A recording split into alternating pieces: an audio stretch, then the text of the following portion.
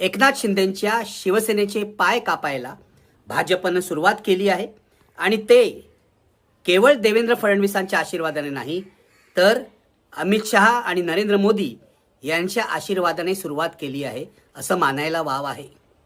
यापुढे एकनाथ शिंदे यांच्या शिवसेनेला कमीत कमी महत्त्व भारतीय जनता पक्ष देईल। भाजपला त्यांची आता गरज नाही। युती इतक्या लवकर तुटेल असं मला अजिबात वाटत नाही, पण एकनाथ शिंदे यांच्या शिवसेनेला त्यांची जागा दाखवून द्यायला भाजपने हे सरकार बनवल्यापासूनच सुरुवात केली आणि प्रत्येक संधी साधली। एकनाथ शिंदे आता मुख्यमंत्री नाही आहेत हे देवेंद्र फडणवीसांनी वारंवार दाखवून दिलं। त्यांच्या नगरविकास खात्याचे अधिकार कमी केले, त्यांना हवे ते सचिवसुद्धा खाजगी सचिवसुद्धा दिले नाहीत, त्यांच्या मंत्र्यांना नाराज केलं, मंत्र्यांना पुरेसा निधी दिला नाही। हे जे प्रकरण आहे ते फारच चिघळलंय असं म्हणायला वाव आहे। काल कॅबिनेटची मीटिंग होती। कॅबिनेटच्या मीटिंगला देवेंद्र फडणवीस हजर होते, एकनाथ शिंदे हजर होते, पण मंत्रिमंडळातला एकनाथ शिंदे यांच्या शिवसेना पक्षाचा एकही मंत्री हजर नव्हता। लक्षात घ्या, अशा प्रकारे एकनाथ शिंदे यांच्या शिवसेनेच्या मंत्र्यांनी कॅबिनेटच्या बैठकीवर, मंत्रिमंडळाच्या बैठकीवर बहिष्कार टाकण्याची ही पहिलीच वेळ आहे। त्यांनी बहिष्कार टाकून आपला निषेध व्यक्त केलेला आहे। आता तुम्ही जर शिवसेनेच्या प्रवक्त्यांना विचारलं त्याबाबत तर ते बहिष्कार हा शब्द वापरणार नाहीत। ते असं म्हणतील की नाही आम्ही बहिष्कार टाकला नाही, आम्ही फक्त मंत्रिमंडळाच्या बैठकीला गैरहजर होतो। पण हा एक प्रकारे अनऑफिशियल बहिष्कारच होता हे लक्षात घेतलं पाहिजे। या कॅबिनेटच्या बैठकीवर एकनाथ शिंदे यांच्या संमतीने, लक्षात घ्या एकनाथ शिंदे यांची संमती होती याचं कारण कॅबिनेटच्या बैठकीपूर्वी शिंदे यांच्या शिवसेनेच्या मंत्र्यांची एक प्री कॅबिनेट बैठक झाली, जी नेहमी होत असते प्रत्येक महायुतीतल्या पक्षाची, त्याप्रमाणे ती झाली। आणि या प्री कॅबिनेट बैठकीमध्ये सर्व मंत्र्यांनी आपल्या मनातलं जे गाऱ्हाणं आहे, आपल्या जे व्यथा आहेत ते एकनाथ शिंदे यांच्या पुढे मांडल्या आणि कॅबिनेटच्या बैठकीला आम्ही गैरहजर राहणार आहोत असं सांगितलं। एकनाथ शिंदे यांनी त्यांना थांबवण्याचा प्रयत्न केला नाही, म्हणजेच एकनाथ शिंदे यांच्या संमतीने त्यांनी कॅबिनेटच्या बैठकीवर बहिष्कार टाकला असं मी मानतो। कोण कोण मंत्री गैरहजर होते नावं बघा। सगळे सिनियर मंत्री आहेत, ज्येष्ठ मंत्री आहेत। उदय सामंत, प्रताप सरनाईक, दादा भुसे, संजय शिरसाट, प्रकाश आबिटकर, भारत गोगावले, शंभूराज देसाई आणि गुलाबराव पाटील। शिंदे यांचे सर्व जवळचे सहकारी कालच्या कॅबिनेट बैठकीला गैरहजर होते। काय म्हणणं होतं या सगळ्या शिंदेंच्या सहकाऱ्यांचं, शिंदेंच्या शिलेदारांचं, जे शिंदे मांडू शकत नव्हते आणि यांना मांडायचं होतं। शिंदे यांना देवेंद्र फडणवीसांची वितुष्ट घ्यायचं नाही, त्यामुळे ते बैठकीला हजर राहिले, मात्र मंत्र्यांना गैरहजर राहायला किंवा बहिष्कार टाकायला त्यांनी परवानगी दिली। या सगळ्यांचं एक कॉमन दुःख आहे, ते म्हणजे भारतीय जनता पक्ष आता डोईजड होतो आहे। सरकार बनल्यापासूनच शिंदे आणि त्यांच्या सहकाऱ्यांचा अपमान भाजपने, देवेंद्र फडणवीस यांनी केला आहे हे वारंवार खाजगीमध्ये बोलून दाखवलं आहे या सगळ्या मंत्र्यांनी, शिंदेंच्या सहकाऱ्यांनी। पण आता तर भारतीय जनता पक्षाने या नगरपालिका किंवा नगरपंचायत निवडणुकाच्या निमित्ताने शिंदे यांच्या शिवसेनेतूनच फोडाफोडी सुरू केली आहे आणि भाजपचं पहिलं टार्गेट आहे ठाणे जिल्हा। ठाणे जिल्हा हा शिंदे यांच्या शिवसेनेचा बालेकिल्ला मानला जातो। या बालेकिल्ल्यातूनच त्यांनी भाजपने, विशेषतः भाजपचे जे प्रदेशाध्यक्ष आहेत रवींद्र चव्हाण यांनी शिंदे यांच्या शिवसेनेला दणका द्यायला सुरुवात केलेली नाही। आपल्याला माहिती आहे रवींद्र चव्हाण हे डोंबिवलीचे आमदार आहेत, डोंबिवलीचे रहिवासी आहेत, अनेक वर्ष तिथे राजकारण करत आहेत। आधी थोडा इतिहास लक्षात घेऊया की आधी हा जो मतदारसंघ, जेव्हा ठाणे डोंबिवली मतदारसंघ होता तेव्हा तो भारतीय जनता पक्षाकडे होता। माझ्या स्मरणाप्रमाणे 1989च्या निवडणुकीमध्ये भाजपकडचा हा मतदारसंघ आनंद दिघे यांच्या आग्रहामुळे शिवसेनेकडे गेला आणि येथून शिवसेनेचा खासदार निवडून येऊ लागला। त्याआधी राम कापसे हे भाजपचे खासदार होते। इथून बाळासाहेब ठाकरे यांनी प्रमोद महाजन यांच्याकडे शब्द टाकला की हा मतदारसंघ जो आहे त्यामध्ये शिवसेनेचं प्राबल्य वाढतंय, त्यामुळे आता आमचा इथे खासदार निवडून येऊ दे। प्रमोद महाजन बाळासाहेब ठाकरेंना नाही म्हणणं शक्यच नव्हतं. त्यांनी हा मतदारसंघ भाजपकडून शिवसेनेकडे सोपवला आणि इथून प्रकाश परांजपे निवडून यायला लागले, जे अनेक वेळा खासदार झाले. हा इतिहास जो आहे तो भाजपच्या मनामध्ये रुतलेला आहे, हे लक्षात घ्या. भाजपचं हे दुःख आहे की आपला एक मतदारसंघ जिथे आपण प्रबळ होतो तो मतदारसंघ शिवसेनेने इतक्या वर्षांपूर्वी पळवलेला आहे. म्हणजे लक्षात घ्या, 2025 चालू आहे. मी तुम्हाला 1989ची गोष्ट सांगतोय. म्हणजे 25 ने 10 35 ने 36 वर्षापूर्वीची ही गोष्ट आहे. भाजप ही जखम कधीही विसरलेली नाही. त्यामुळे आता ठाणे जिल्ह्यातच शिंदे यांच्या शिवसेनेवर हल्ला करायचा हे भाजपने ठरवलेलं आहे. शिंदे महायुतीमध्ये आहे याची जाणीव भाजपला आहे, पण आता शिंदेंची गरज संपली आहे. त्यामुळे आता 2029च्या निवडणुकांच्या दिशेने आपण वाटचाल सुरू करायला पाहिजे. त्या निवडणुका आपण 100% भाजप या घोषणेवर लढवणार आहोत. हे अमित शहाचे शब्द भाजपच्या सर्व नेत्यांच्या लक्षात आहेत. प्रदेशाध्यक्ष रवींद्र चव्हाण यांना जणू तसा आदेशच आहे. त्यामुळे डोंबिवलीतूनच या फोडाफोडीला सुरुवात रवींद्र चव्हाणांनी केलेली आहे. डोंबिवलीमध्ये दीपेश म्हात्रे यांना रवींद्र चव्हाणांनी भाजपमध्ये घेतलेलं आहे. तुम्हाला माहिती असेल तर दीपेश म्हात्रे हे शिंदे यांच्या मुलाचे म्हणजे खासदार श्रीकांत शिंदे यांचे निकटवर्तीय होते. काही काळ ते उद्धव ठाकरेंच्या शिवसेनेत गेले होते, पण मुळात ते तिथले नाहीच. ते होते शिंदेंचे निकटवर्तीय, श्रीकांत शिंदेचे निकटवर्तीय. त्यांना आता रवींद्र चव्हाणांनी फोडून भारतीय जनता पक्षामध्ये आणलेलं आहे. त्यांना हे पटवलेलं आहे की तुम्ही राष्ट्रीय पक्षात असायला हवं, राष्ट्रीय पक्षातच तुम्हाला भवितव्य आहे. आणि भाजपने आता ठाणे जिल्ह्यावर विशेष लक्ष द्यायला सुरुवात केलेली आहे. नवी मुंबईमधला गणेश नाईक आणि एकनाथ शिंदेचा संघर्ष आपल्याला सगळ्यांना माहिती आहे. एकनाथ शिंदे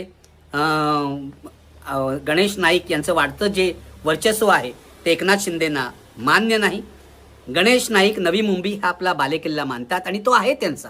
अगदी पूर्वीच्या काळापासून शिवसेनेत होते तेव्हापासून, त्यानंतर राष्ट्रवादीत आले, त्यानंतर आता भाजपमध्ये गेलेले आहेत. त्यामुळे कोणत्याही परिस्थितीमध्ये नवी मुंबईमध्ये एकनाथ शिंदेना फारसा शिरकाव करायला द्यायचा नाही असं गणेश नाईक यांनी ठरवलेलं आहे. आणि महेश पाटील या शिंदेंच्या शिलेदाराला त्यांनी फोडलेलं आहे. एवढंच कशाला, अगदी उल्हासनगरमध्ये सुद्धा हा संघर्ष चालू आहे. पण हा संघर्ष तिथे उलटा होतो, कारण तिथे भाजपचे नगरसेवक श्रीकांत शिंदे यांनी वेगळ्या प्रकारे फोडलेले आहेत. श्रीकांत शिंदे यांनी त्यांना थेट शिवसेनेत घेतलेलं नाही, पण तिथे ओम कलानी, पप्पू कलानीचा पुतण्या ओम कलानी याची एक पार्टी आहे, याचा एक गट आहे असं म्हणा. श्रीकांत शिंदेनी अशी चलाकी केली की भाजपचे जे नगरसेवक आहेत, जे शिवसेनेत येऊ इच्छितात, त्यांना सांगितलं तुम्ही थेट शिवसेनेत येऊ नका, तुम्ही ओम कलानीच्या गटामध्ये सामील व्हा, मग पुढचं आपण बघू. ओम कलानी आणि श्रीकांत शिंदे यांची नवी मैत्री उल्हासनगरात चर्चेचा विषय आहे. त्यामुळे एक प्रकारे श्रीकांत शिंदे यांनी उल्हासनगरमध्ये भाजपला गंडा घातला आणि भाजपचे नगरसेवक अप्रत्यक्षपणे फोडलेले आहेत. त्याचाच राग भाजपने मनात ठेवून, म्हणजे रवींद्र चव्हाणांनी मनात ठेवून दीपेश म्हात्रे आणि महेश पाटील यांनी आपल्याकडे खेचलं असं बोललं जात आहे. बदलापूरला हेच झालं. तुम्हाला माहिती आहे, बदलापूरमध्ये शिंदेंच्या शिवसेनेचे जे प्रभावी नेते आहेत ते वामन म्हात्रे आहेत. पण बदलापूरमध्ये किसन कथोरे हे आमदार आहेत. किसन कथोरे यांनी बदलापूरमध्ये स्थानिक पातळीवर शिंदेंच्या शिवसेनेशी युती केली नाही, त्यांनी अजित पवारांच्या राष्ट्रवादी काँग्रेसशी युती केली. आणि आता येणाऱ्या नगरपालिका, नगरपरिषद, पुढच्या महापालिका निवडणुका ते अजित पवारांच्या राष्ट्रवादी काँग्रेससोबत लढवणार आहेत. किसन कथोरे पूर्वी राष्ट्रवादी काँग्रेसमध्ये होते, आता भाजपमध्ये आहेत. भारतीय जनता पक्षाचा आमदार शिवसेनेशी युती करत नाही, शिवसेनेच्या वामन म्हात्रेंना डावलून तो अजित पवारांच्या पक्षाशी युती करतो. हे भाजपला झोंबलं नसतं तरच नवल. एकूण हा सगळा ठाणे जिल्ह्यातला संघर्ष आहे. पालघरमध्ये सुद्धा असाच संघर्ष आहे. ठाणे शहरामध्ये संजय केळकर अनेक महिने, अनेक वर्ष शिंदेंच्या बालेकिल्ल्याला धडका मारत आहेत. आता ठाणे शहरामध्ये सुद्धा भारतीय जनता पक्षाने आपण स्वतंत्रपणे निवडणूक लढवणार आहोत असं जाहीर केलेलं आहे. आपली ताकद त्यांना तपासायची आहे. त्यातूनच हा सगळा संघर्ष निर्माण झालेला आहे. भाजपने फोडाफोडी सुरू केलेली आहे. म्हणूनच काल शिंदेंच्या कॅबिनेट मंत्र्यांनी कॅबिनेटच्या बैठकीवर बहिष्कार टाकलेला आहे. लक्षात घ्या, ही बैठक संपल्यावर कॅबिनेटची शिंदेचे मंत्री फडणवीस यांना भेटायला गेले. त्यांना फडणवीस यांच्या कानावर आपलं गारणं घालायचं होतं, पण फडणवीस यांनी त्यांचं ऐकून घेतल्यानंतर त्यांना 4 शब्द सुनावले आहेत. फडणवीस त्यांना म्हणाले की तुम्ही आमच्यावर जो आरोप करतायत की तुमचा पक्ष आम्ही फोडतोय, तुमचे कार्यकर्ते आम्ही फोडतोय, तुमचे नेते आम्ही फोडतोय, तुम्ही पण उल्हासनगरात हेच करताय. उल्हासनगराचा मी जो उल्लेख केला की ओम कलानीच्या गटामध्ये हे नगरसेवक गेले, त्यावरच फडणवीस यांनी बोट ठेवलं. याचा अर्थ असा होतो, रवींद्र चव्हाण भाजपचे प्रदेशाध्यक्ष जे काही करतायत त्याला फडणवीसांचा आशीर्वाद आहे. महाराष्ट्रात जिथे जिथे म्हणून भाजपला फायदा होण्याची शक्यता आहे तिथे तिथे शिंदेंच्या शिवसेनेचे नेते उचला, अजित पवारांच्या राष्ट्रवादीचे नेते उचला, असा छुपा आदेशच जणू फडणवीसांनी दिलेला आहे. कोणत्याही परिस्थितीत नगरपालिका निवडणुका, नगरपंचायत निवडणुका, त्यानंतर येणाऱ्या जिल्हा परिषद निवडणुका किंवा महापालिका निवडणुका यामध्ये भाजपचं निर्विवाद वर्चस्व स्थापित झालं पाहिजे, असंच फडणवीसांनी आपल्या स्थानिक नेत्यांना सांगितलेलं आहे. आणि असाच आदेश अमित शहानी फडणवीस आणि त्यांच्या सहकार्यानं दिला आहे, या लक्षात घ्या. हे ऑपरेशन लोटस जे आहे ते 2029कडे लक्ष ठेवून करण्यात येत आहे. हे मी मगाशी सांगितलं. 2029ला 100% भाजप करायचा विचार अमित शहानी जाहीरपणे व्यक्त केला आहे. त्याचीच ही तयारी आहे. हळूहळू शिंदे यांच्या शिवसेनेचे पाय कापले जाणार आहेत. शिंदे यांच्या शिवसेनेला पंगू बनवलं जाणार आहे, कमकुत केलं जाणार आहे, कमजोर केलं जाणार आहे आणि त्यांचा प्रभाव कमी करण्याचा प्रयत्न होणार आहे. तुम्ही विचाराल एकनाथ शिंदे यांना याची जाणीव नाही का? 100% जाणीव आहे. भाजप आपल्यावर हल्ला करते हे एकनाथ शिंदेना माहिती आहे, पण सध्या तरी ते भाजपशी उघड संघर्ष घेण्याच्या मनस्थितीत नाही आहेत. म्हणून काल मंत्र्यांनी बहिष्कार टाकला, पण शिंदे कॅबिनेट बैठकीला हजर होते. दुसरी गोष्ट ही की शिंदे यांना असं वाटतं की अमित शहा आपल्याला सांभाळून घेतील. अमित शहांशी आपले चांगले संबंध आहेत, पण भारतीय जनता पक्षाचा इतिहास पाहता अमित शहा शिंदे यांना अजिबात सांभाळून घेणार नाहीत. योग्य वेळ आल्यावर मित्राचा गळा कापायचा, मित्राचा विश्वासघात करायचा, हे भाजपचं राजकारण आहे. ही भाजपची परंपरा आहे आणि सगळ्या देशामध्ये हे सिद्ध झालेलं आहे. त्यामुळे शिंदे यांना वेगळा नियम लागेल असं मला अजिबात वाटत नाही. एक लक्षात घ्या, काल ज्या मंत्र्यांनी कॅबिनेटवर बहिष्कार टाकला त्यांच्या इतरही मागण्या होत्या.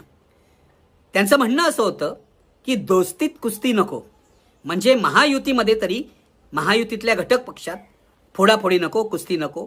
पण फडणवीस यांनी ते अजिबात मान्य केलं नाही. आता भाजपने मोठा घाव घालायचं ठरवलेलं आहे आणि महापालिका निवडणुकीपर्यंत मुंबई वगळता बहुतेक ठिकाणी भाजप स्वतंत्रपणे लढणार आहे. दुसरी तक्रार होती या मंत्र्यांची की आम्हाला मंत्रिमंडळातून किंवा अर्थ खात्याकडून वेळेवर निधी उपलब्ध केला जात नाही. अनेक निर्णय परस्पर घेतले जातात. शिंदे यांच्या नगरविकास खात्याचे अनेक निर्णय हे मुख्यमंत्र्यांचं कार्यालय घेतं, तसंच इतर खात्याचेही निर्णय मुख्यमंत्र्यांचं कार्यालय घेतं. त्या निर्णयावर मुख्यमंत्र्यांचा कायम दबाव असतो. दुसरी गोष्ट म्हणजे जो निधी मिळायला पाहिजे तो भाजपच्या मंत्र्यांना अधिक सढळपणे मिळतो आणि आपल्याला मिळत नाही, ही या लोकांची तक्रार होती. फडणवीस यांनी ह्या तक्रारी ऐकून घेतल्या, पण त्याला फारशी भीक घातली नाही. आणि जोपर्यंत नगरपालिका, नगरपंचायत ते महापालिका निवडणुका होत नाहीत तोपर्यंत शिंदे यांच्या मंत्र्यांचं हे गाऱ्हाणं अजिबात ऐकून घेतलं जाणार नाही, हे लक्षात घ्या. शेवटी इतकंच मी म्हणेन की शिंदे काही भाजपचे कायम स्वरूपाचे भागीदार नाहीत. एक वेळ अशी येणार आहे की शिंदे पूर्णपणे कमजोर झाले तर शिंदे यांना भाजप असा पर्याय देईल की तुम्ही तुमचा पक्ष हा भाजपमध्ये विलीन करा किंवा तुम्ही तुमची शिवसेना भाजपचा ज्युनियर पार्टनर म्हणून ठेवा, पण आम्हाला डॉमिनेट करण्याचा, आमच्यावर वरचढ करण्याचा ठरण्याचा प्रयत्न करू नका. शिंदे यांची ही अधोगती आहे. शिंदे यांनी अविभक्त शिवसेना फोडली. अमित शहा, मोदी यांनी निवडणूक आयोगाला भरीस घालून शिंदे यांना निशाणी आणि नाव दिलं, पण आता उपयोग संपलेला आहे. आज भाजपचे 132 आमदार आहेत आणि महायुतीचे मिळून 237 आमदार आहेत. शिंदे यांच्यापेक्षा जास्त गरज आपल्याला अजित पवारांची आहे असं भाजपला वाटतं. याचं कारण अजित पवार ही सेक्युलर मतं आणतात. अजित पवार हिंदुत्वाच्या मतांमध्येच वाटेकरी होत नाही. शिंदे कमी झाले तर भाजपकडे सेक्युलर मतं अधिक वळतील असं भाजपच्या नेतृत्वाला वाटतं. अजित पवार आपल्या मतांमध्ये भर घालतात. तुम्ही लक्षात घ्या, भाजपची मतं गेली काही वर्ष सर्वसाधारणपणे 28 ते 30% दरम्यान आहेत. त्यापेक्षा ती वाढत नाहीत. म्हणून भाजपला भागीदारांची गरज वाटते. म्हणजे शिंदेनी काही मतं आणली, अजित पवारांनी काही मतं आणली, असं करून विधानसभा निवडणुकीत महायुतीची मतं 50% आसपास गेलेली आहेत. पण शिंदेंचं अस्तित्व कमी झालं किंवा शिंदेंचा प्रभाव कमी झाला तर भाजपची मतं वाढतील असं गणित आता भाजपचे नेते मांडतायत आणि त्या दृष्टीने त्यांनी जिल्ह्यात काम करायला सुरुवात केलेली आहे. शिंदे यांच्या दृष्टीने हा धोक्याचा कंदील आहे. आता नाराजी शिंदेचे मंत्री दाखवत आहेत, पण शिंदेना सुद्धा कधीतरी उघडपणे बोलावं लागेल. काल पत्रकार परिषदेत याबाबत प्रश्न विचारला शिंदेना, तेव्हा शिंदे काही न बोलता निघून गेले. आज शिंदेची ही भूमिका आहे की मी जाहीरपणे भांडणार नाही, पण भाजपचा आक्रमकपणा जसजसा वाढत राहील तसतसं शिंदेना काहीतरी भूमिका घ्यावं लागेल, बोलावं लागेल, किमान अमित शहांशी तरी बोलावं लागेल. पण अलीकडच्या काळात अमित शहानी शिंदे यांना फारशी भीक घातलेली नाही हे स्पष्टपणे दिसतंय. त्यामुळे शिंदेची शोकांतिका स्पष्ट आहे. शिंदेचा बरा काळ सरलेला आहे. आता शिंदेचे अच्छे दिन नाहीत तर बुरे दिन सुरू झालेले आहेत या महायुतीमध्ये. भाजप जसजसा वाढेल तसतसं शिंदेचा प्रभाव कमी होणार आहे आणि त्याची कसोटी आता ठाणे जिल्ह्यात लागणार आहेत. म्हणून हा जो संघर्ष सुरू झाला आहे कल्याण डोंबिवलीमध्ये, ठाणे शहरामध्ये, अंबरनाथमध्ये, उल्हासनगरमध्ये, पालघरमध्ये, तो संघर्ष या पुढच्या मोठ्या संघर्षाची नांदी आहे हे लक्षात घ्या. शिंदेचे पाय कापायला भाजपने सुरुवात केली, मी मगाशी म्हटल्याप्रमाणे. त्याकडे लक्ष ठेवा कशा प्रकारे राजकारण रंगतंय शिंदे आणि भाजपमध्ये. शेवटी नको असलेला पार्टनर भाजप फार काळ आपल्यासोबत ठेवत नाही. शिंदेंवरही आज ना उद्या, म्हणजे आता लगेच येईल असं माझं म्हणणं नाही, महापालिका निवडणुका याच्या आधी होईल असं माझं म्हणणं नाही, पण महापालिका निवडणुकीत शिंदेंचा भाजपला हवा तसा प्रभाव दिसला नाही तर पुढच्या काळात हे होऊ शकतं. आणि 2019ची विधानसभा निवडणूक येईल किंवा लोकसभा निवडणूक येईल तोपर्यंत भाजप एकनाथ शिंदे यांनाच नव्हे तर अजित पवार यांनाही कायमचा रामराम करेल असा माझा अंदाज आहे. मित्र, आज इथेच थांबूया. निखिल वागळे ओरिजिनल हे चॅनल सबस्क्राईब करायला विसरू नका. हे चॅनल विनामूल्य आहे. तुम्ही बेल आयकॉन दाबा आणि चॅनल सबस्क्राईब करा. हा व्हिडिओ शेअर करा, हा व्हिडिओ व्हायरल करा. या विषयावर तुमचं मत जरूर कळवा. कॉमेंट्समध्ये जाऊन हे मत लिहा. आज एवढंच पुरे. धन्यवाद. Thank you very much. मित्रांनो, हे होते निखिल वागळे. त्यांनी चांगल्या प्रकारे विश्लेषण केलेलं आहे. तुमचं यावरचं मत कॉमेंट करून नक्की सांगा. जास्तीत जास्त हा व्हिडिओ शेअर करा, लाईक करा, सबस्क्राईब करा. धन्यवाद.